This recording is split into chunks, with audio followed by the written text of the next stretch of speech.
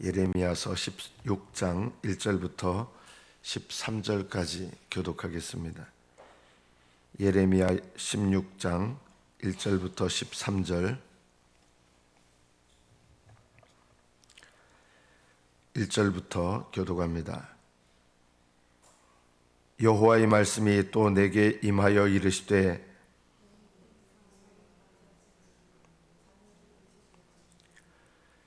이곳에서 낳은 자녀와 이 땅에서 그들을 해산한 어머니와 그들을 낳은 아버지에 대하여 여호와께서 이와 같이 말씀하시오니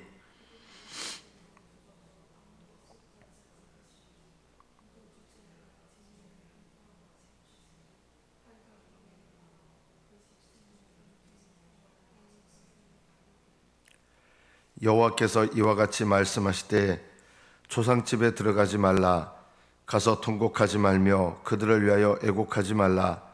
내가 이 백성에게서 나의 평강을 빼앗으며 인자와 사랑을 제함이라. 여호와의 말씀이니라.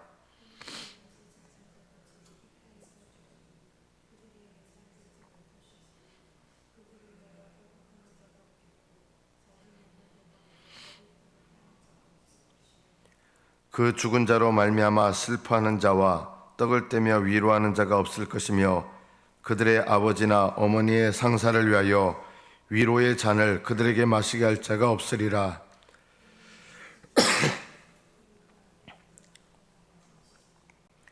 만군의 여호와 이스라엘의 하나님께서 이와 같이 말씀하시니라. 보라, 기뻐하는 소리와 즐거워하는 소리와 신랑의 소리와 신부의 소리를 내가 네 목전 네 시대에 이곳에서 끊어지게 하리라.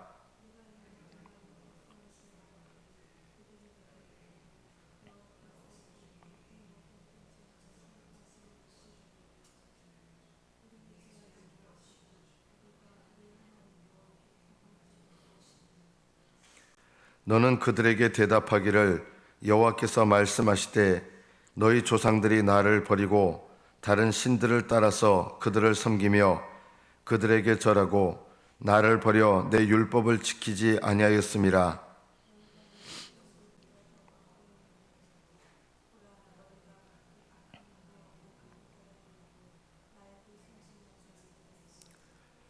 내가 너희를 이 땅에서 쫓아내어 너희와 너희 조상들이 알지 못하던 땅에 이르게 할 것이라. 너희가 거기서 주야로 다른 신들을 섬기리니 이는 내가 너희에게 은혜를 베풀지 아니함이라 하셨다 하라. 여기까지 받들어 읽겠습니다.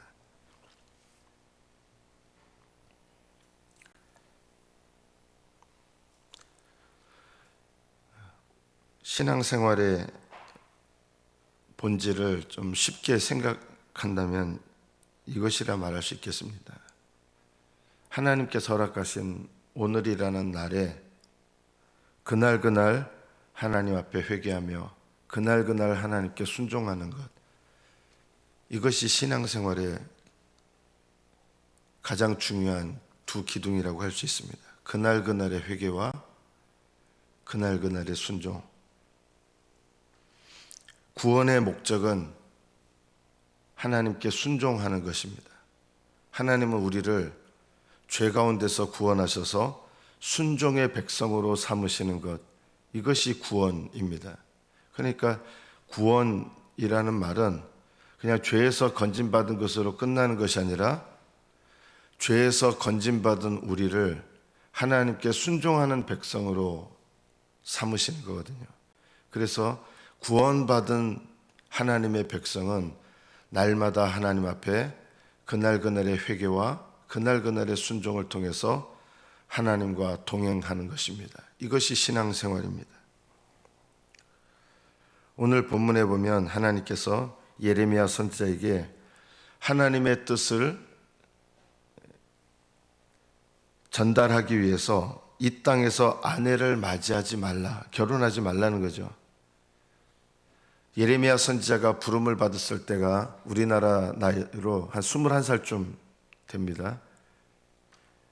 그리고 이 예레미야 선지자에게 결혼하지 마라, 선지자 사역을 위해서 결혼하지 말라는 게 아니라 이스라엘 백성에게 메시지를 전하기 위해서 결혼하지 말라는 거예요.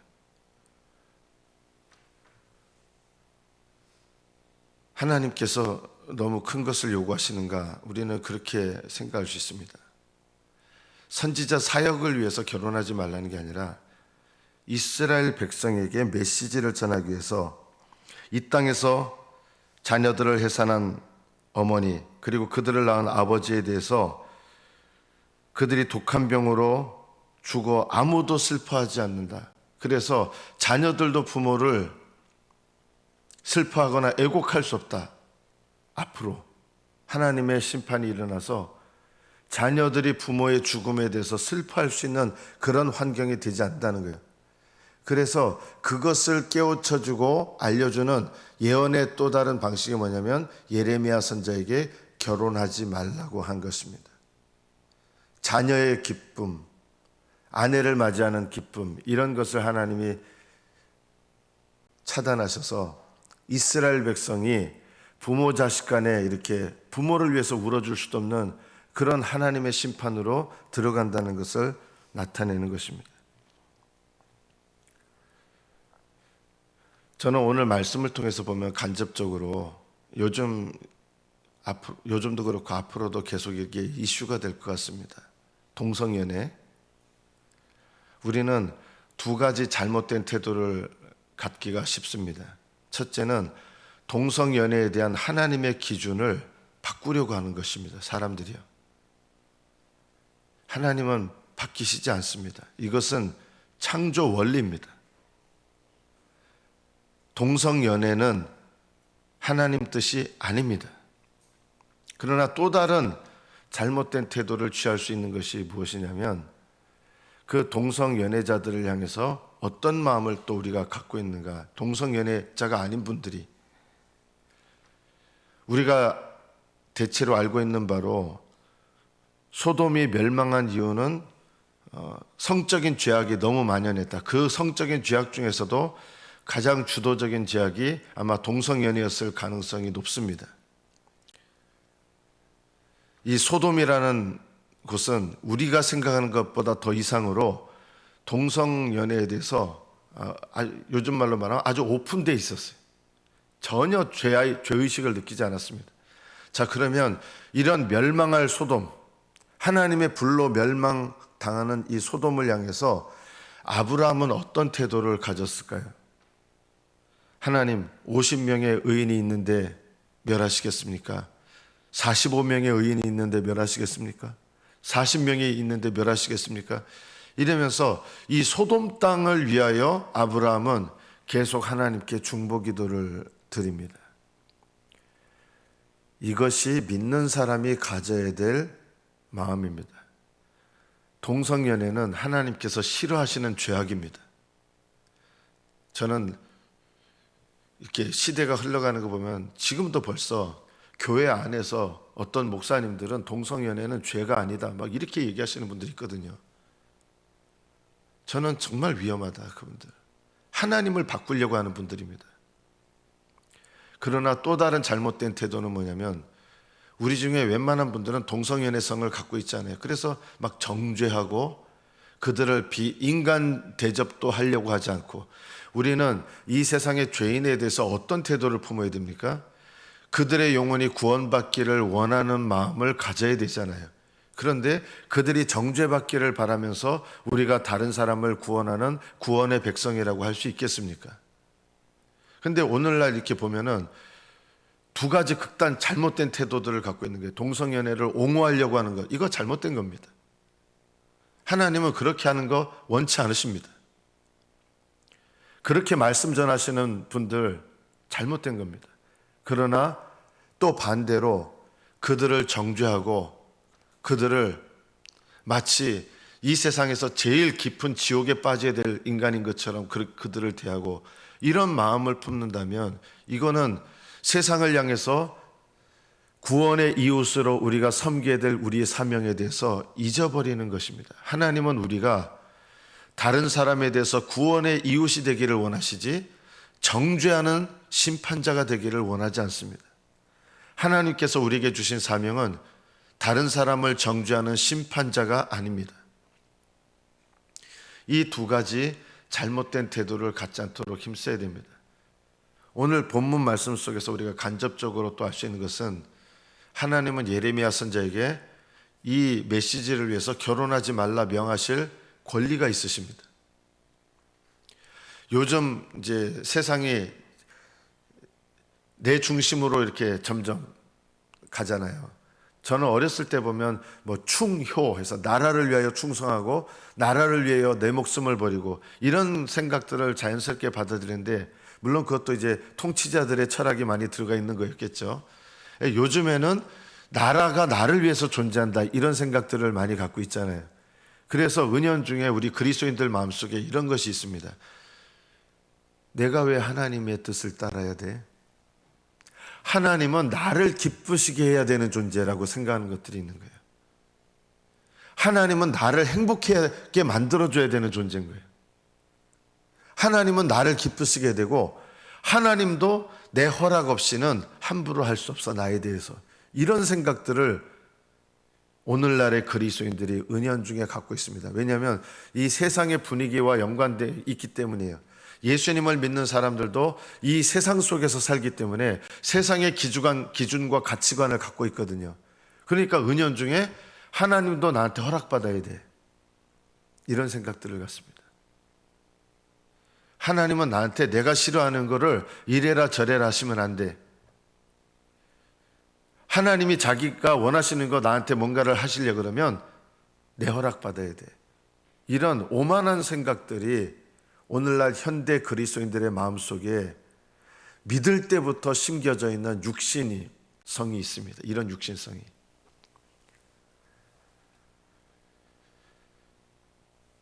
예전에 우리 어르신들은요, 나라의 그 권위를 갖고 있는 사람들에게 복종해야 된다. 물론 그것이 항상 올바른 것만은 아니겠죠. 그것을 이용해서 권위를 남용하던 시대였잖아요. 그런데 그런 것에 익숙했기 때문에 주님의 주권에 복종하는 것도 익숙했습니다. 쉽게. 근데 오늘날은 권위에 대해서 내가 왜 권위에 굴복해야 돼? 이런 마음들을 은연중에 갖고 있어서 예수님을 믿는 분들도 이런 여전히 갖고 있는 이 육신성에서 벗어나기가 어렵습니다. 예수님을 믿는데, 믿기는 믿는 것 같은데 성경에서 믿음에 있어서 가장 중요한 것, 이것을 배우기가 어렵습니다. 이것이 무엇일까요? 순종입니다. 믿음이라는 말과 순종이라는 말은 사실은 거의 동의어입니다. 믿는 사람의 태도는 어때야 되느냐 보면 겸손이라면, 믿는 사람의 삶의 모습은 어떠느냐라고 한마디로 말하면 순종이거든요. 그래서 믿음과 순종은 거의 동의어입니다. 오늘날의 그리스도인들이 제일 배우기 어려운 것이 뭘까요? 순종입니다. 오늘 이 본문 전체에서 하나님께서 예레미야 선지자에게 너 결혼하지 마라, 초상집에 들어가지 마라.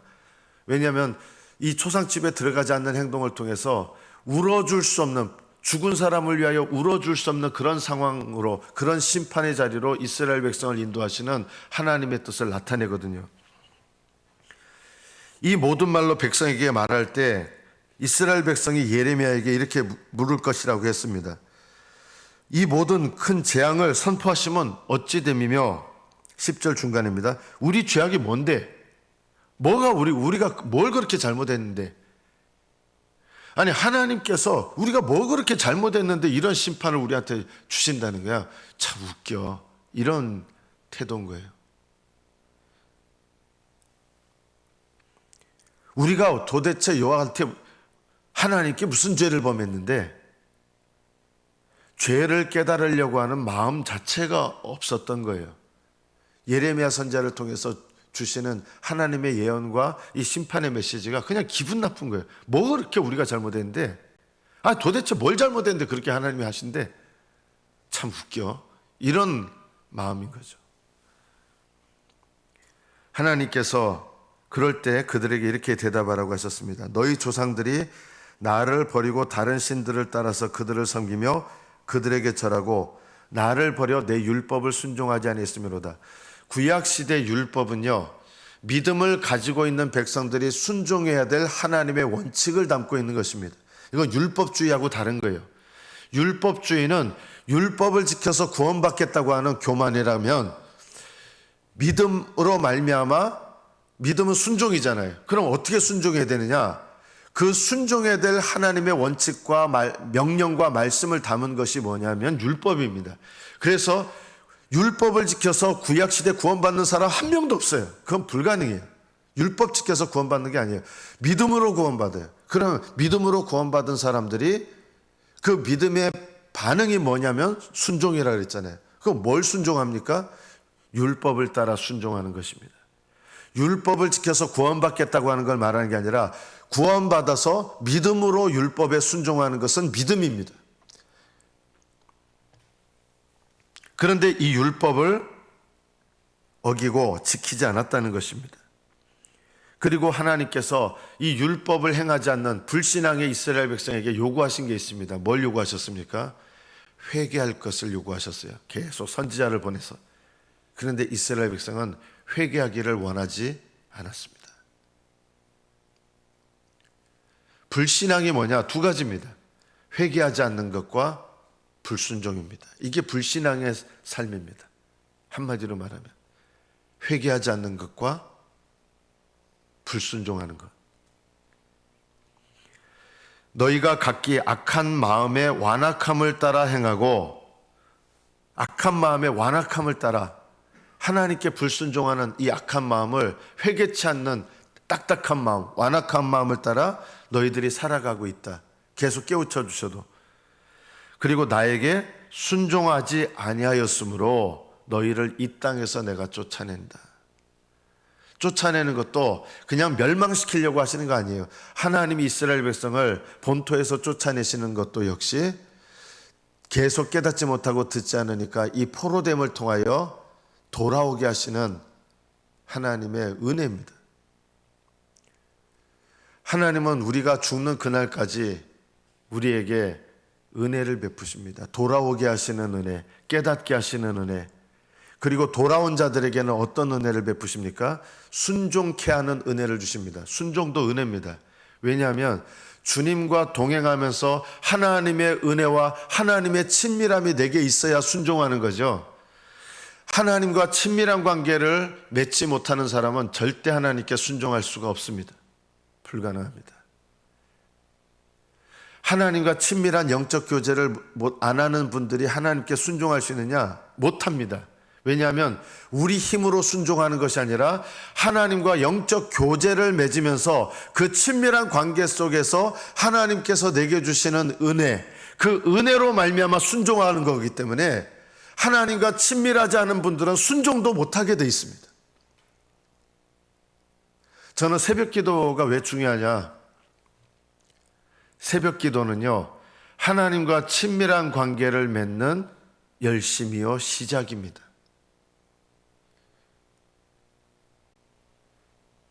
좀 나쁘게 말하면 이런 것입니다. 아주 좀 극단적으로 말하면 하나님께 새벽을 드리지 않는 분들이 하나님께 순종하는 일은 그렇게 많지 않더라.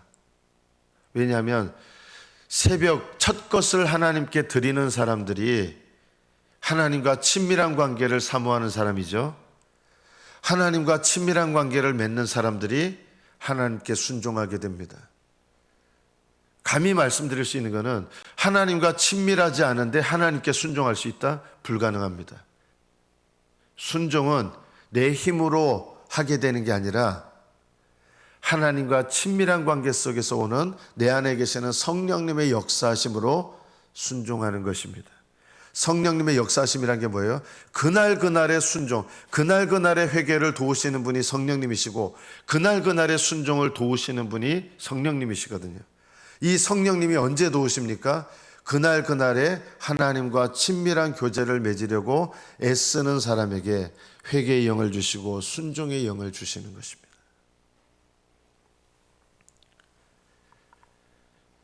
하나님 앞에 우리가 신앙생활을 잘하는 비결은 앞으로 어떻게 하겠다, 그거 아무 쓸모 없습니다.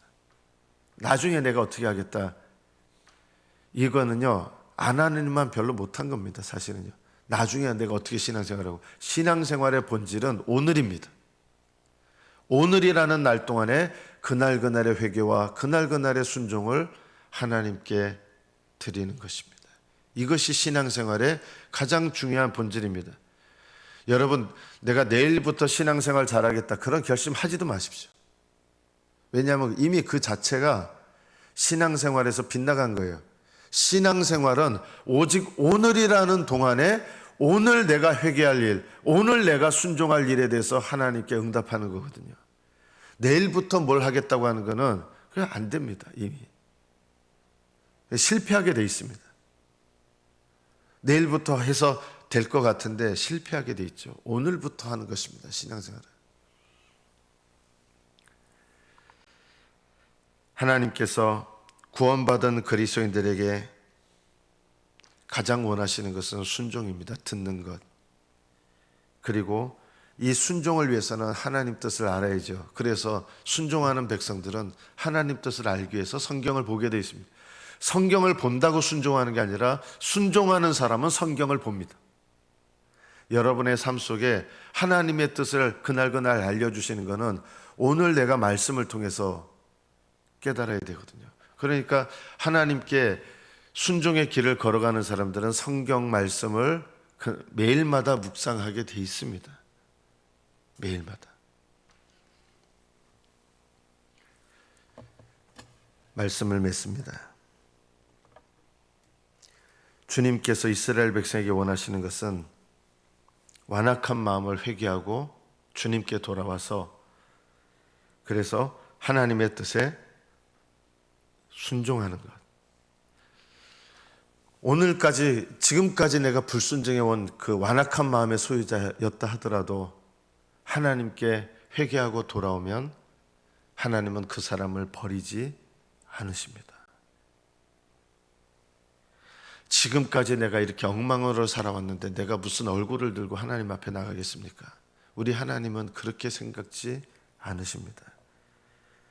이스라엘 백성은 선지자를 통해서 계속 보내서 돌아오라고 하시는 하나님의 음성을 끝끝내 듣지 않았습니다.